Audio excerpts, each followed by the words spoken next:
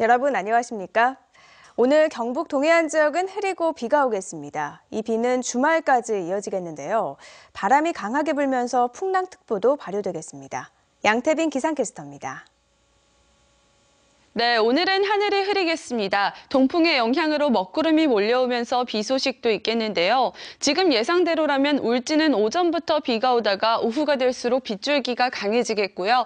영덕은 낮부터 비가 오겠습니다. 포항과 경주는 오늘 뚜렷한 비 소식은 없지만 가끔 빗방울이 떨어질 가능성이 있습니다.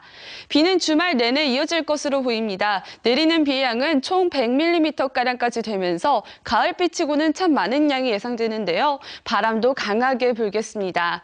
때문에 동해상에서는 풍랑특보가 발효되겠습니다. 동해중부 먼바다에서 최대 4m로 일겠으니까요. 당분간 유의가 필요하겠습니다. 자세한 지역 날씨 알아보겠습니다. 오늘 경북 동해안 지역은 구름 많다가 흐리고 비가 오겠습니다. 아침 기온은 포항 12도로 시작했고 낮 기온 포항 경주 17도가 되겠습니다. 울릉도와 독도는 종일 흐린 하늘 보이겠습니다. 바람이 강하게 불겠는데요. 낮 기온 울릉도 14도, 독도 16도가 예상됩니다. 동해 전해상 구름 많고 흐린 하늘 보이다가 대부분의 해상에서 비가 오겠습니다. 파도는 최대 4m로 일겠습니다. 비는 주말 내내 이어지다가 다음 주 월요일쯤 그치겠습니다. 비가 그친 후에는 기온이 조금 내려가겠는데요. 하지만 지난주만큼 춥지는 않겠습니다. 날씨였습니다. 몸에 착용하는 컴퓨터, 웨어러블 기기가 쏟아져 나오면서 체온이나 몸의 움직임만으로 충전을 하는 연구가 활발한데요. 버려지는 마찰 전기를 이용해 손쉽게 전기를 만드는 기술이 국내 연구진에 의해 개발됐습니다. 이규설 기자입니다. 팔에 차는 손목시계 형태에서 신발이나 옷처럼 다양한 모습으로 진화 중인 웨어러블 기기. 외부 전원 없이 사람의 움직임만으로 전기를 생산해 기기를 사용할 수 있는 기술이 꼭 필요합니다. 포스텍 기계공학과 김동성 교수팀은 책받침에 머리카락이 달라붙는 에너지, 즉 마찰 전기를 이용해 고성능 나노 발전기를 개발했습니다. 나노 발전기는 얇고 투명하고 잘 휘어져 신체 어디든 부착이 가능하고 간단히 두드리기만 해도 100개의 LED 전구에 불을 켤 수 있습니다. 웨어러블 소자 혹은 휴대용 휘는 디스플레이 같은 것에 전원 공급 장치로 사용될 수 있는 가능성이 있다고 생각합니다. 특히 나노 발전기 제작 과정에 도장을 찍는 방법과 비슷한 나노 임프린팅 기술을 도입해 값싸고 빨리 제작할 수 있는 것이 특징입니다. 대량 생산이 가능하기 때문에 이러한 마찰 전기를 수확하는 에너지 수확 장치 자체가 범용화되거나 상용화될 수 있는 길이 열렸다고 저희는 생각하고 있고, 이 연구 결과는 재료 분야 국제 학술지인 어드밴스드 머티리얼즈에 실렸습니다. MBC 뉴스 이규설입니다. 하반기 지역 특별교부세로 박명재 의원이 5건에 25억 원, 정수성 의원이 4건에 28억 원, 강석호 의원이 4건에 22억 원을 확보했습니다. 박 의원은 이번에 특별교부세를 확보함에 따라 연희읍 체육회관 건립 기반시설 확충공사와 호미곶 돌문어 홍보 판매장 건립, 울릉군 어린이 실내 놀이시설 설치 사업 등을 할 수 있게 됐다고 밝혔습니다. 정수성 의원은 천북면 신당리에서 천북면 소재지 간 도로 확포장과 안강읍 중앙도시계획도로 확장, 탑동 정수장 저수지 설치, 통일전 주변 환경 정비에 사용한다고 설명했습니다. 강석호 의원은 영덕군 제2기 농공단지 조성과 울진군 온정면 외산리 도로 정비, 그리고 영양군 지방상수도 섬유막 여과기 설치에 사용된다고 밝혔습니다. 포항과 경주시, 영덕과 울진군이 공동으로 동해안 지질명소 20곳을 국가지질공원으로 인증받기 위해 준비에 들어갔습니다. 4개 시군은 공청회를 열어 주민 설명회를 거친 뒤 경상북도를 통해 이달 안에 환경부에 국가지질공원 인증을 신청하기로 했습니다. 국가지질공원으로 인증되면 국비 지원을 받아 지질 해설사를 운영하는 등 지역의 지질 명소를 홍보하는 데 도움이 될 것으로 기대됩니다. 시군별 지질 명소는 영덕군이 축산면 죽도산 등 7곳으로 가장 많고 포항이 내연산 12계곡과 달전 주상전리 등 5곳, 경주와 울진은 각각 4곳인데 우리나라에는 울릉도와 독도, 제주도 등 6곳이 국가지질공원으로 지정돼 있습니다. 영덕 원전건설 찬반을 묻는 주민투표의 적법성 여부를 놓고 논란이 뜨겁습니다. 정부는 주민투표법상 투표 대상이 될 수 없어서 불법이라고 규정하는 반면 반대단체들은 주민의 의사를 묻지 않은 자체가 문제라고 반박하고 있습니다. 김기영 기자가 보도합니다. 원전 찬성 단체들이 주민투표가 불법이라고 주장하는 근거는 지난달 15일 황교안 총리의 대정부 질의 답변입니다. 이 원전이라고 하는 것은 국가 사무고 주민투표는 지역에서 이제 한다는 것인데 그것은 유효한 주민투표로 인정하기가 어려운 측면이 있다는 점을.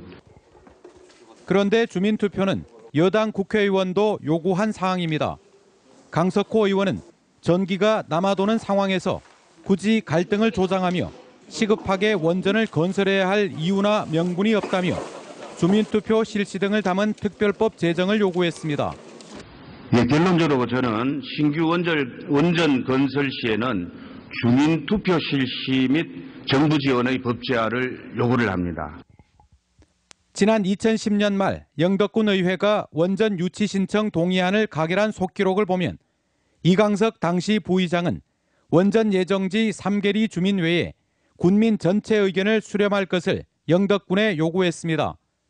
하지만 시간이 촉박한 데다 정부도 이를 요구하지 않아 생략한 게 화근이 됐습니다. 당시 그 입지 건에서는 주민 동의를 받아야 된다 하는 이런 내용은 언급된 바가 없습니다.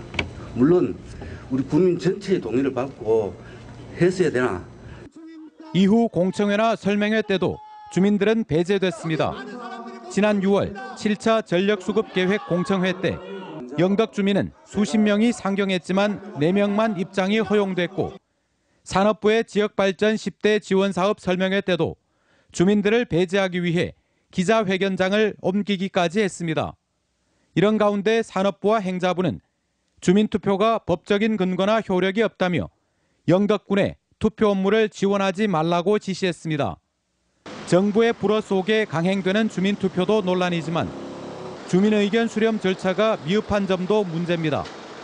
실정법상으로는 주민투표를 할 수 없는 사안이지만 주민 자치의 실현이라는 측면에서 다양한 주민 의사를 청취할 수 있는 방법을 강구하고 입법적으로 보완할 필요가 있다고 생각합니다. 정부는 주민투표법 위배 여부를 따지기 전에 주민의견 수렴 없이 원전 건설을 결정한 행위에 대해서도 대답을 내놔야 합니다. 그래야만 어떤 결정이 나더라도 주민들이 수긍하고 따르게 될 것입니다. MBC 뉴스 김기영입니다. 지난달 경북 동해안 지역의 제조업 기업 경기 실사지수는 하락했습니다. 한국은행 포항본부에 따르면 10월 제조업 기업 경기 실사지수는 54로 지난 9월보다 9포인트 떨어졌습니다. 이는 철강 제품의 대내외 공급 과잉과 단가 하락, 글로벌 수입 규제 등으로 철강 산업이 부진했기 때문으로 분석됐습니다. 농해 소득 등을 위해 조성되온 농공단지가 신규 조성보다 지역별로 특화됩니다. 경상북도는 도내 운영 중인 농공단지가 68개로 포화 상태인데다 노후단지가 많아 이 같은 방침을 정했다고 밝혔습니다. 도내 농공단지에는 모두 940여 개 업체가 입주해 2만 1,000여 명이 일하고 있으며 지난 1, 2분기에는 총 생산액 4조 700억 원, 수출액 13억 6,900만 달러를 기록하고 있습니다. 월성원전에 보관 중인 사용 후 핵연료는 6천여 톤으로 저장고가 포화 상태에 이르면서 건식 저장고 추가 건설 계획이 추진 중입니다. 그런데 이 시설물이 사실상의 고준위 핵폐기물 처분장과 다름없는 불법 건축물이란 주장이 제기돼 논란입니다. 김형일 기자가 보도합니다. 지난 2005년 경주시가 중저준위 방패장을 유치하면서 정부는 경주에는 더 위험한 고준위 방패장을 앞으로 짓지 않겠다고 약속했습니다. 그러나 그 이후 월성원전에는 고준위 사용 후 핵연료 저장고 7개가 지어졌고 또다시 7개가 추가로 건설될 예정입니다. 이 때문에 임시 저장고가 사실상 고준위 방패장과 같은 역할을 하고 있어서 약속 위반이라는 주장이 제기됐습니다. 특별법 18조에 사용 후 핵연료 관련 시설은 건설을 금지한다라고 되어 있습니다. 그럼 이 시설이 바로 그 관련 시설에 해당한다는 것이죠. 더구나 위험한 사용 후 핵연료를 보관하면서 원자력안전법은 임시저장고를 도리어 원자로 안전과 관계된 시설로 규정하고 있어 근본적인 모순이 있다고 지적했습니다. 이에 대해 원자력안전위원회와 한수원은 언제든 사용 후 해결료를 재사용할 수 있기 때문에 임시저장고를 원자로 관계시설로 규정하고 있다고 해명했습니다. 사용 후 연료 건식 저장 시설은 원전 운영 과정에서 발생한 사용 후 연료를 임시 저장하는 시설이지 중간 시설이나 영구 처분한 시설은 아닙니다.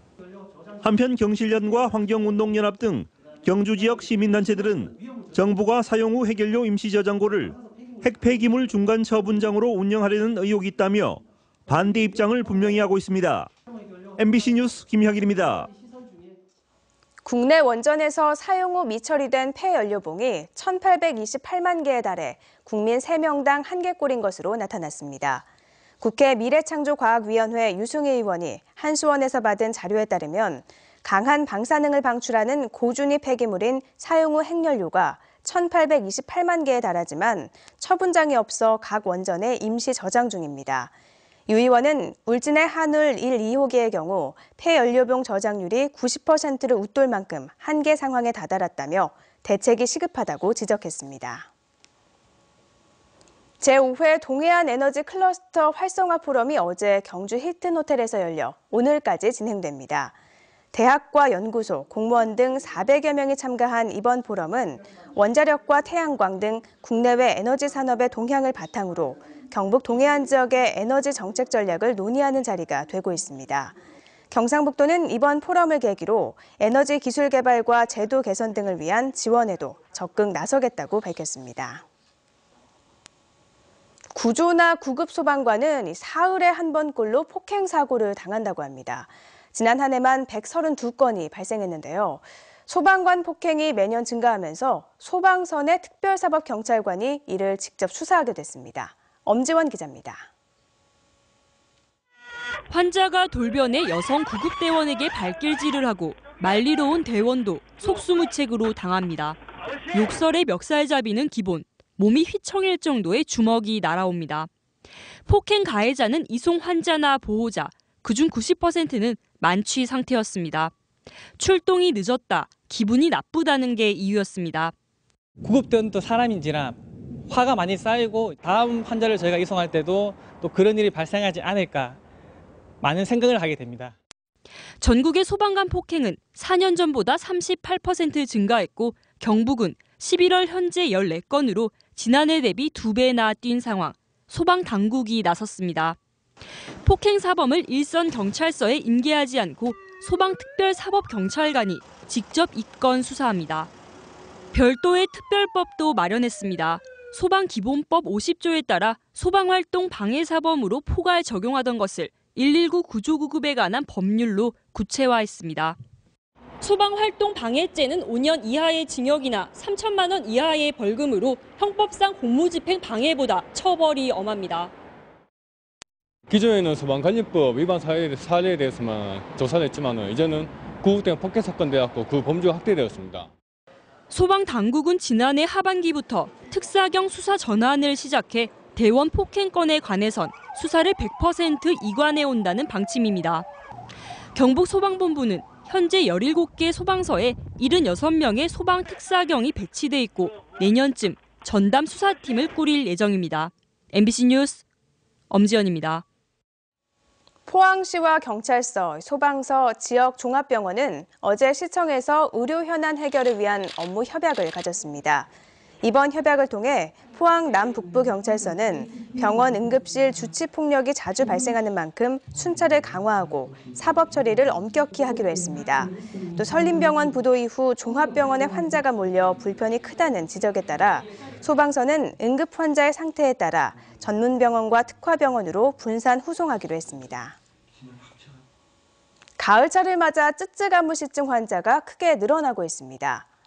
질병관리본부에 따르면 올 들어 쯔쯔가무시증에 감염된 환자 수는 대구, 경북 330여 명 등 전국적으로 4,700여 명에 이릅니다. 특히 환자 가운데 가을로 접어든 지난달부터 감염된 환자가 90% 가까이에 달하는데 최근 5년 동안 쯔쯔가무시증으로 사망한 환자는 51명입니다. 국내외 미술 시장의 흐름과 경향의 변화를 한눈에 볼 수 있는 대구 아트페어가 열렸습니다. 대구 아트스퀘어에서 하나로 열리고 있는 이 대구 아트페어가 더디지만 내실을 다져가고 있다고 합니다. 김철우 기자가 소개합니다. 우는 듯 웃는 듯 작품 속 인물의 표정은 긴 세월의 흔적을 담고 있습니다. 일제시대와 한국전쟁, 분단, 군부 독재 시대를 살아온 고난과 역경의 역사가 새겨진 얼굴이기 때문입니다. 한국인의 얼굴이지만 감동은 전 세계 누구에게라도 전달되는 것이어서 해외에서 더 많이 알려졌습니다. 어떤 힘을 가지고 그렇게 살아왔는지, 그 살아온 그 힘을 그런 걸 보여줄 수 있는 그런 어떤 정신, 성화된 어떤 정신, 이런 걸 제가 표현하고 싶습니다. 온라인과 오프라인 동시 마케팅을 강점으로 하는 일본의 갤러리들과의 특별전도 눈에 띕니다. で、私は今回7回目の参加ですが、その度にいろいろ韓国のギャラリーであったりとか、アーティストといろいろ交流ができて、また作品の販売する機会というのを作ることができるので非常に 올해로 8회를 맞는 대구 아트페어는 내실을 다졌지만 규모는 더 커졌습니다. 7개국 100여 개 화랑이 참가했고 작품은 4,500점을 넘습니다. 세계적인 작가들의 오리지널 작품뿐만 아니고 국내 유명 작가들 작품 그리고 지역에서 활발히 활동하는 지역 작가들의 작품까지 모두 총망라해서 한 자리에서 감상할 수 있다는 게 또 대구 아트페어의 매력입니다. 산업이라는 관점에서 보자면 대구 아트페어의 위상과 성공 여부는 곧 대구 미술산업계의 성적표나 다름없습니다. MBC 뉴스 김철우입니다. 올 1월 서울에서 열린 제1회 대한민국 창작오페라 페스티벌에서 최우수상을 수상한 창작오페라 선비가 어제에 이어 오늘 저녁 7시 반 경북 학생문화회관에서 공연됩니다. 선비는 성리학을 처음 도입한 회원 안양 선생의 뜻을 기리고 영주 소수서원의 건립 과정을 그린 창작 오페라로 45인조 오케스트라 등 국립국장 초연팀이 모두 참여합니다. 제작사인 조선오페라단은 내년 3월 미국 뉴욕 카네기홀 공연도 계획하고 있습니다. 경북도의회는 오늘부터 다음 달 18일까지 제281회 2차 정례회를 열고 43일간 의정활동을 합니다. 이번 회기 동안 도의회는 상임위원회별로 행정사무감사를 하고 2015년도 추가경정 예산안과 2016년도 예산안을 심의 의결합니다. 이와 함께 도시재생 활성화 및 지원에 관한 조례안과 포항 동지여고에서 제출한 평준화 일반계 고교 편입 청원권 등도 심의합니다. 경상북도는 내년도 독도 고지도 영문 달력 2,500부를 해외 52개국 2,500명의 외국인과 단체에 배부했습니다. 2016년 독도 달력은 해외 유명 해양 연구기관과 대학교는 물론 사이버 독도의 공모전을 통과한 264명의 내국인을 통해서도 550명의 해외 지인들에게 전달됩니다. 독도 달력에는 팔도 충도와 삼국 접양지도 등 고지도 12점과 독도 수중 촬영대회 입상작, 자연 경관 사진 등이 실려 있습니다. 올해 프로축구 K리그 클래식에서 포항 스틸러스가 가장 적은 실점을 한 것으로 나타났습니다. 포항은 지금까지 35경기를 치르는 동안 29골밖에 실점하지 않아 경기당 0.82골밖에 내주지 않았고 무실점 경기만 10차례에 이르는 것으로 나타났습니다. 이 같은 결과는 국가대표 수비수 출신 강철 코치의 지도 아래 수비 라인이 안정적인 플레이를 펼친 데다 골키퍼 신화용의 눈부신 선방이 있어 가능했습니다. 포스코가 현장 직원의 자기개발과 평생학습을 지원하는 포스코 기술대학에 2016년도 신입생을 선발합니다. 지난해 2월 개교해 세 번째 신입생을 선발하는 포스코 기술대학은 교육부에서 인가한 국내 8번째 사내 대학으로 2년제 전문 학사 과정으로 포항과 광양에서 운영됩니다. 선발 기준은 5년 이상 근속한 현장 직원이며 교육 과정은 27개 전공 과목과 11개 교양 과목으로 구성됩니다.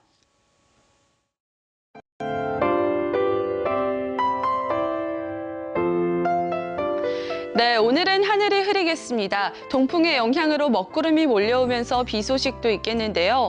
지금 예상대로라면 울진은 오전부터 비가 오다가 오후가 될수록 빗줄기가 강해지겠고요. 영덕은 낮부터 비가 오겠습니다. 포항과 경주는 오늘 뚜렷한 비 소식은 없지만 가끔 빗방울이 떨어질 가능성이 있습니다.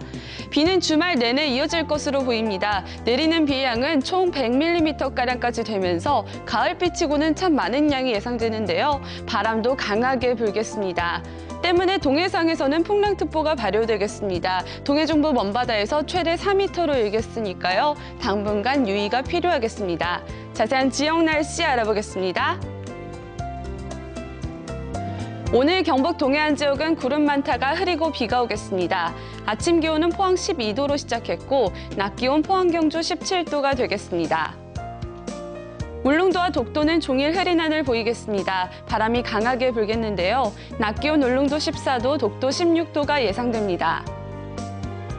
동해 전해상 구름 많고 흐린 하늘 보이다가 대부분의 해상에서 비가 오겠습니다. 파도는 최대 4m로 일겠습니다. 비는 주말 내내 이어지다가 다음 주 월요일쯤 그치겠습니다. 비가 그친 후에는 기온이 조금 내려가겠는데요. 하지만 지난주만큼 춥지는 않겠습니다. 날씨였습니다. 이상으로 포항 MBC 뉴스투데이를 마칩니다. 고맙습니다.